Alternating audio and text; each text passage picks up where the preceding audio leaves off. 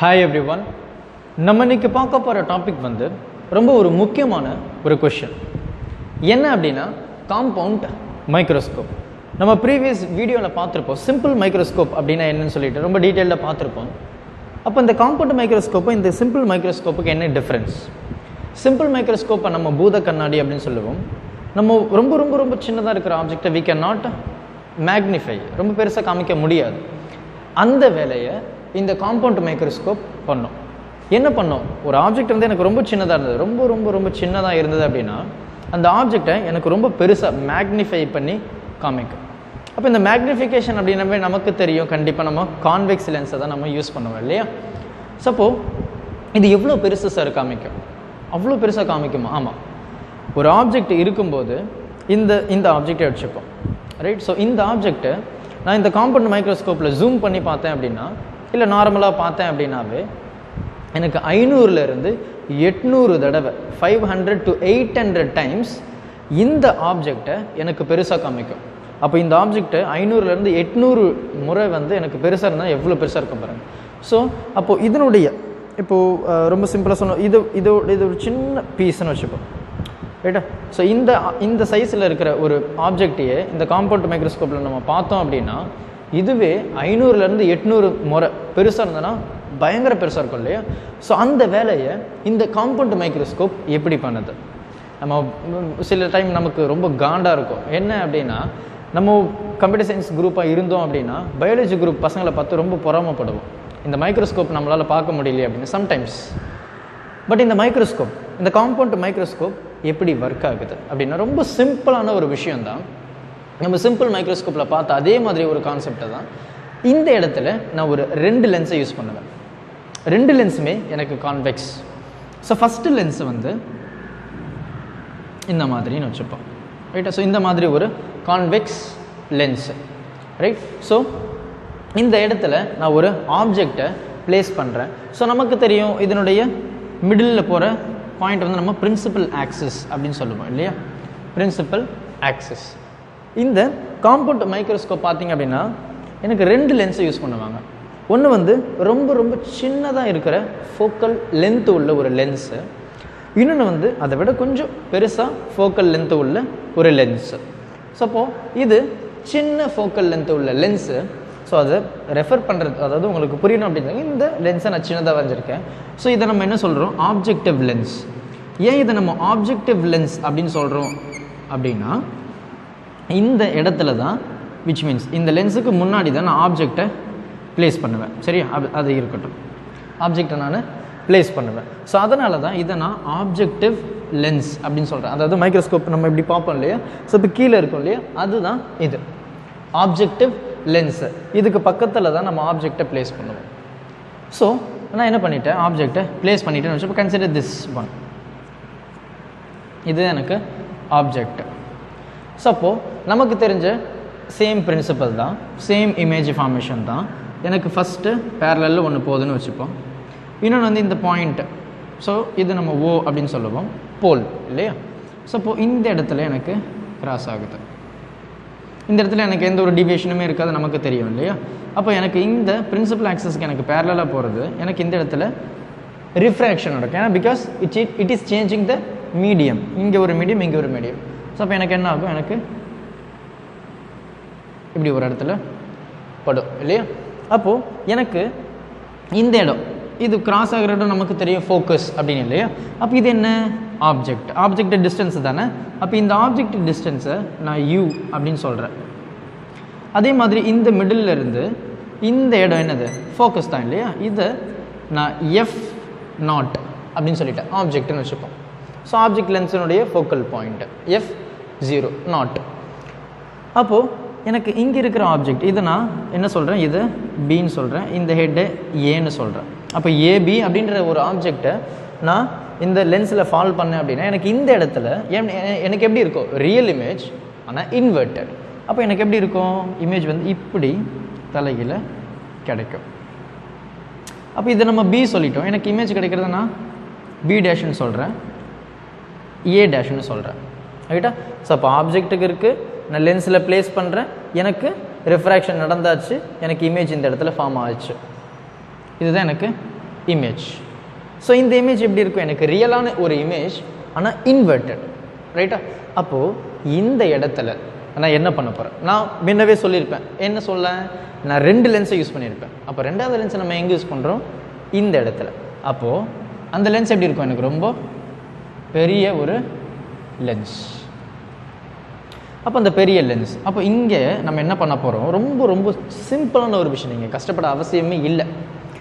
இப்போது இந்த லென்ஸினுடைய focal length வந்து பெருசு when compared to this. நான் சொல்லியிருப்பேன், இது ஸ்மாலர் ஃபோக்கல் லென்த், இது ஹையஸ்ட் அதாவது இதை கம்பேர் பண்ணி இதனுடைய ஃபோக்கல் லென்ஸ் வந்து எனக்கு பெருசு இல்லையா? அப்போ எனக்கு இப்படி வந்தாச்சு. இப்போது எனக்கு ஆப்ஜெக்ட் இருக்குது, எனக்கு இமேஜ் கிடச்சாச்சு. இந்த ஆப்ஜெக்ட்டு எனக்கு எங்கே ஃபால் ஆகுது? இந்த லென்ஸில் ஃபால் ஆகுது இல்லையா? அப்போது இந்த ஆப்ஜெக்ட் தான் இந்த லென்ஸுக்கு, இந்த இமேஜ் தான் இந்த லென்ஸுக்கு ஆப்ஜெக்ட், ரைட்? எனக்கு கிடைச்ச இமேஜ் இந்த லென்ஸுக்கு ஆப்ஜெக்ட். அப்போது இந்த ஆப்ஜெக்ட் எனக்கு இங்கே ஃபால் ஆகுது. இந்த இடத்துல என்ன ஆகும்? அதே தான், எனக்கு refraction will take part. Refraction வந்து எனக்கு நடக்கும். அப்போ எனக்கு எப்படி போகும்? இப்படி போகுதுன்னு வச்சுப்போம். எனக்கு இப்படி ரிஃப்ராக்ஷன் நடந்தாச்சு. நம்ம சிம்பிள் மைக்ரோஸ்கோப்பில் பார்த்தோம் இல்லையா? அதே கான்செப்டை தான். அப்போது இதை நான் என்ன பண்ணுறேன்? ஸோ இப்போ நம்ம வந்து அட்ஜஸ்டர் ஒன்று இருக்கும், அட்ஜஸ்டர். ஸோ அதை நம்ம ரொட்டேட் பண்ணோம் அப்படின்னா அந்த அந்த நடுவில் ஒரு டியூப் மாதிரி இருக்கும். அந்த டியூப் வந்து மேலே கீழே போகும் இல்லையா? ஸோ அதை நம்ம ஏன் ரொட்டேட் பண்ணுறோம் அப்படின்னா, நம்ம கீழே இருக்கிற ஆப்ஜெக்டை நம்ம ஃபோக்கஸ் பண்ணுவோம். அப்போது அதை ஃபோக்கஸ் பண்ணும்போது என்ன ஆகும்? எனக்கு பிளர்ராக இருக்கிற இமேஜ் வந்து ரொம்ப கிளியராக கிடைக்கும். ஸோ அது வந்து மூவபிள், ரைட்டா? அப்போது அந்த இடத்துல நான் என்ன பண்ணுறேன் அப்படின்னா, இந்த இமேஜ் வந்து இந்த லென்ஸுக்கு ஆப்ஜெக்டாக ஆக்ட் ஆகிறதுக்கு நான் கரெக்டாக ஒரு பொசிஷனை தேடுறேன், அட்ஜஸ்ட் பண்ணி. அது கரெக்டாக கிளிக் ஆகிடுச்சு அப்படின்னா எனக்கு கிடைக்கிற இமேஜ் வந்து ஹை குவாலிட்டியில் கிளியராக இருக்கும். அப்படி கரெக்டாக அது மீட் ஆகலை அப்படின்னா அந்த இமேஜ் வந்து பிளர்ராக இருக்கும். நம்ம யூஸ் பண்ணனா கண்டிப்பாக அது தெரியும் இல்லையா? அப்போ எனக்கு இப்படி போய்டும். ஸோ அப்போது நம்ம சிம்பிள் மைக்ரோஸ்கோப்பில் பார்த்துருப்போம், அந்த ஃபோக்கல் லென்த்துக்கும் எனக்கு போலுக்கும் மிடில் வச்சேன் அப்படின்னா எனக்கு இந்த மாதிரி எனக்கு வச்ச இடத்துலையே வந்து எனக்கு இமேஜ் கிடைக்கும் அப்படின்னு நம்ம பார்த்துருப்பேன் இல்லையா?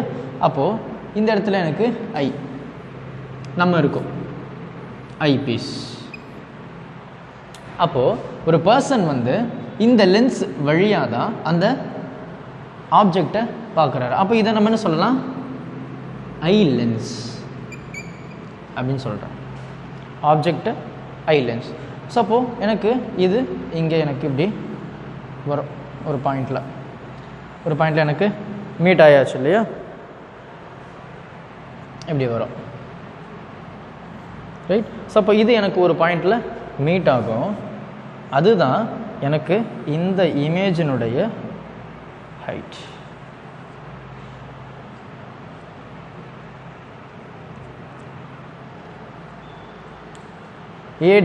B double dash A double dash. ஏன் டபுள் டேஷ் சார்? எனக்கு இங்கே ஆப்ஜெக்ட் ஏபி, இங்கே எனக்கு இமேஜ் கிடைக்குது, அது ஏ டேஷ் பி டேஷ்னு சொல்லிட்டு மறுபடியும் இந்த இமேஜ் வந்து இதுக்கு ஆப்ஜெக்ட் ஆகுது. அப்போ எனக்கு மறுபடியும் எனக்கு இன்னொரு இமேஜ் கிடைக்கும். அதை டிஃப்ரென்ஷியேட் பண்ணுறதுக்காக இங்கே டபுள் டேஷ், இங்கே டபுள் டேஷ். அப்போ இந்த இடத்துலையும் பார்த்தீங்க அப்படின்னா எனக்கு ரியல் அண்ட் இன்வெர்ட்டடா இல்லை, வர்ச்சுவல் அண்ட் இரெக்ட். எனக்கு இந்த இடத்துல எனக்கு எப்படி இமேஜ் அதே தலைகீழாக இருந்த மாதிரி தான் எனக்கு அதே தலைகீழ தான் எனக்கு இந்த இடத்துல இமேஜ் எனக்கு கிடைக்குது இல்லையா? அப்போ எனக்கு சேம் சைடு தான் எனக்கு இமேஜ் கிடைக்குது. அப்போ இது என்னது? வர்ச்சுவல் அண்ட் இரெக்ட், ரைட்டா? So virtual and erect image. இந்த இடத்துல ரியல் அண்ட் இன்வெர்ட்டட், இந்த இடத்துல எனக்கு வர்ச்சுவல் அண்ட் இரெக்ட், ரைட்டா? சப்போ இவ்வளோ சின்னதாக இருந்த ஒரு ஆப்ஜெக்டை நான் இவ்வளோ பெருசாக எடுத்துகிட்டு வந்துட்டேன். இதுதான் ஒர்க்கிங் ஆஃப் காம்பவுண்ட் மைக்ரோஸ்கோப். அப்போது இதனுடைய ஆப்ஜெக்டோடைய சைஸ் வந்து 500ல் இருந்து 800 முறை அந்த ஆப்ஜெக்டை எனக்கு பெருசாக காமிக்கும். 500 to 800 டைம்ஸ் பெருசாக காமிக்கும், ரைட்டா? ஸோ இதுதான் இதனுடைய ஒர்க்கிங். இது ரொம்ப பொறுமையாக பாருங்கள், ரொம்ப கிளியராக எக்ஸ்பிளைன் பண்ணியிருப்பேன். ஸோ அதே மாதிரி இதை நம்ம யூ பார்த்தாச்சு, இது எஃப் நாட்டு பார்த்தாச்சு. அப்போ இதுதான் எனக்கு இதனுடைய ஃபோக்கஸ் இல்லையா? அப்போது இது இந்த டிஸ்டன்ஸை நான் என்ன சொல்கிறேன் அப்படின்னா எஃப்இ அப்படின்னு சொல்கிறேன். ஃபோக்கஸ் தான் இது, ஃபோக்கஸ். அதே மாதிரி இது எனக்கு ஃபோக்கஸ், அதை டிஃப்ரென்ஷியேட் பண்ணி எம்இ அப்படின்னு போட்டிருக்கேன், அவ்வளோதான், வேறு எதுவுமே இல்லை, ரைட்டா? ஸோ அப்போது இந்த ஃபோக்கஸ்க்கும் இந்த ஃபோக்கஸ்க்கும் இந்த ரெண்டு இடத்துல ஜாயின் ஆகுது இல்லையா? அந்த ஃபோக்கஸினுடைய டிஸ்டன்ஸை நான் என்ன சொல்கிறேன்? Capital L. எப்படி? கேபிட்டல் எல், அதாவது லென்த் ஆஃப் த டியூப் நம்ம ரொட்டேட் பண்ணுறோம் நீட்டாக இருக்குன்னு சொன்னோம் இல்லையா, அதனுடைய லென்த்து. அப்போது இந்த லென்த்து எப்போவுமே இந்த ஃபோக்கல் லென்த்தை விட அதிகமாக தான் இருக்கும். அப்போது ஃபோக்கல் லென்த் வந்து எனக்கு சின்னது, இதனுடைய லென்த் வந்து எனக்கு அதிகமாக இருக்கும். ஸோ இதுதான் இந்த காம்பவுண்ட் மைக்ரோஸ்கோப்புடைய ஒர்க்கிங். ரொம்ப கிளியராக இருக்கும், பொறுமையாக பாருங்கள். டெரிவேஷன் இருக்கு இல்லையா, ரொம்ப சிம்பிளாக இருக்கும். ஸோ மேக்னிஃபிகேஷன் இதை மட்டும் ஜஸ்ட்டு அழிச்சிடணும். ரைட்டா? ரைட். ஸோ அப்போது இதனுடைய மேக்னிஃபிகேஷன் எப்படி சார் இருக்கும்?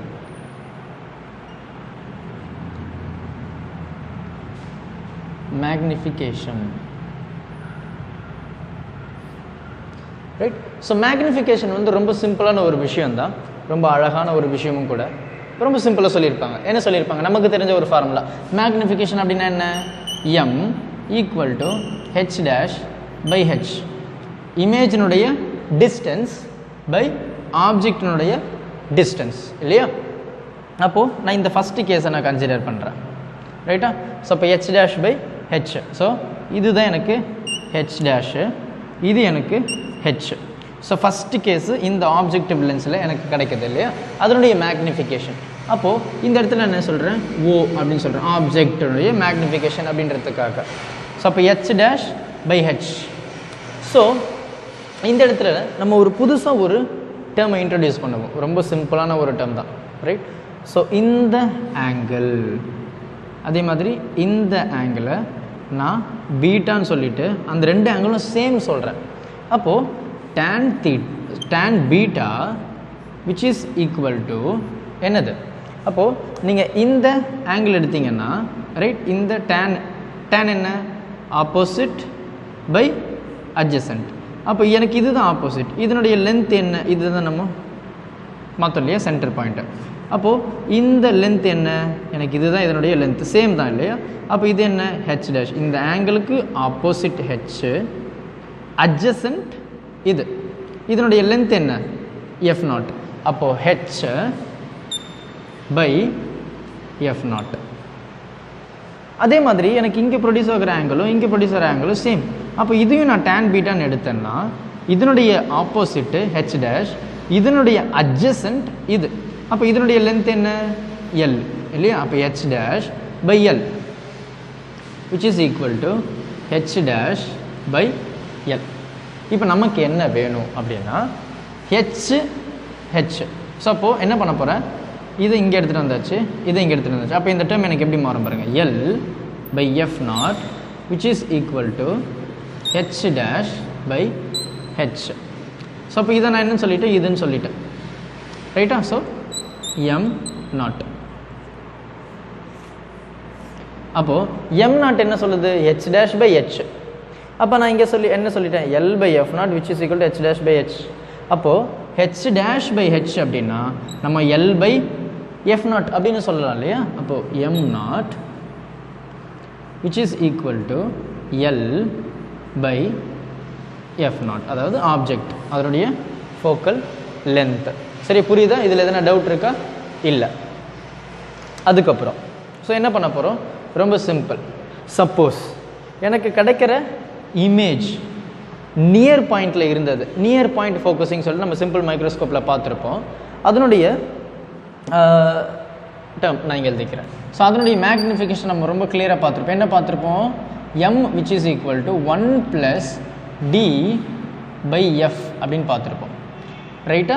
ஸோ இதை நான் ஃபஸ்ட்டு கேஸ் எடுக்கும்போது எம்இ அப்படின்னு சொல்கிறேன், ரைட்டா? எம்இ அப்படின்றது எனக்கு கிடைக்கிற அந்த லாஸ்ட்டாக கிடைக்கிற அந்த இமேஜ். ஸோ நான் இதை என்ன சொல்கிறேன்? நியர் பாயிண்ட் ஃபோக்கஸிங் அப்படின்னு சொல்கிறேன். நியர் பாயிண்ட் ஃபோக்கஸிங் இந்த டேர்ம் வந்து நம்ம சிம்பிள் மைக்ரோஸ்கோப்பில் பார்த்துருப்போம் ரொம்ப கிளியராக. அப்போது M E which is equal to 1 + d by f naught. அப்போ இந்த டயக்ராமை அழிச்சிடலாமா? ஓகே, ரைட்டா? ஸோ இது வந்து என்ன? எனக்கு நியர் பாயிண்ட் ஃபோக்கஸிங்கில் எனக்கு இமேஜ் கிடச்சதுன்னா அதனுடைய மேக்னிஃபிகேஷன். சப்போஸ் எனக்கு நியர் பாயிண்டில் எனக்கு இமேஜ் கிடைக்கல, நியர் பாயிண்டினுடைய ஃபோக்கஸிங் நம்ம என்ன சொல்லியிருப்போம்? 25 சென்டிமீட்டர் இல்லையா? அதுக்கு மேலே நம்மளுடைய ஐ வந்து ஸ்ட்ரெயினாக இருக்கும் அப்படின்னு சொன்னேன். சப்போஸ் எனக்கு நார்மல் ஃபோக்கஸிங்கில் எனக்கு இமேஜ் கிடச்சதுன்னா அது எனக்கு எப்படி எழுதலாம்? M E ME which is equal to D by F. ரைட்டா? So D by F. So இது என்ன சொல்கிறேன் அப்படின்னா, இதை வந்து நான் normal focusing, normal focus. So அந்த இடத்துல எனக்கு இமேஜ் கிடச்சது அப்படின்னா, ஸோ இது என்ன, ஆப்ஜெக்டினுடைய மேக்னிஃபிகேஷன். எனக்கு இமேஜ் வந்து எனக்கு இந்த மாதிரி மேக்னிஃபிகேஷன், அதாவது நார்மல் ஃபோக்கஸில் எனக்கு இமேஜ் கிடச்சதுன்னா அதனுடைய மேக்னிஃபிகேஷன், நியர் பாயிண்டில் எனக்கு இமேஜ் கிடச்சதுன்னா அதனுடைய மேக்னிஃபிகேஷன். என்ன சார் மேக்னிஃபிகேஷன்? ஒன்றும் இல்லை, சைஸ். சரி, சைஸ் ஆஃப் த இமேஜ். சப்போ இதை நம்ம டோட்டல் மேக்னிஃபிகேஷன் எடுத்தோம் அப்படின்னா M which is equal to M0 into ME.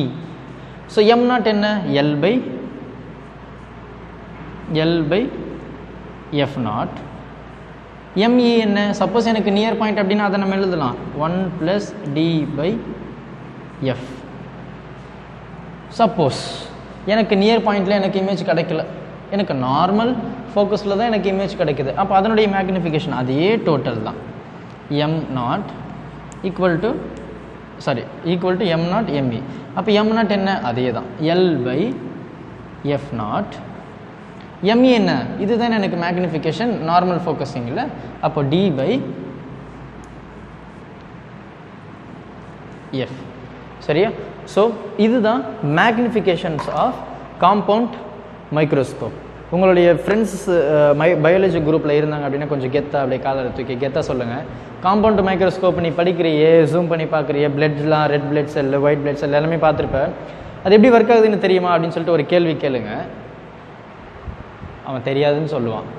நீங்கள் எனக்கு தெரியும் இது இப்படி தான் ஒர்க் ஆகுதுன்னு சொல்லி கொஞ்சம் கெத்தாக அப்படி சொல்லுங்கள். சரியா? பயாலஜி ஸ்டூடெண்ட்டை பார்த்தாங்க அப்படின்னா நான் பொறுப்பு இல்லைப்பா. சரியா? ஸோ பொறுமையாக பாருங்கள். காம்பவுண்ட் மைக்ரோஸ்கோப் ரொம்ப இம்பார்ட்டண்டான ஒரு 5 மார்க். ஸோ டவுட்ஸ் இருந்தது அப்படின்னா கமெண்ட் பண்ணுங்கள். Thank you. Help others with a smile.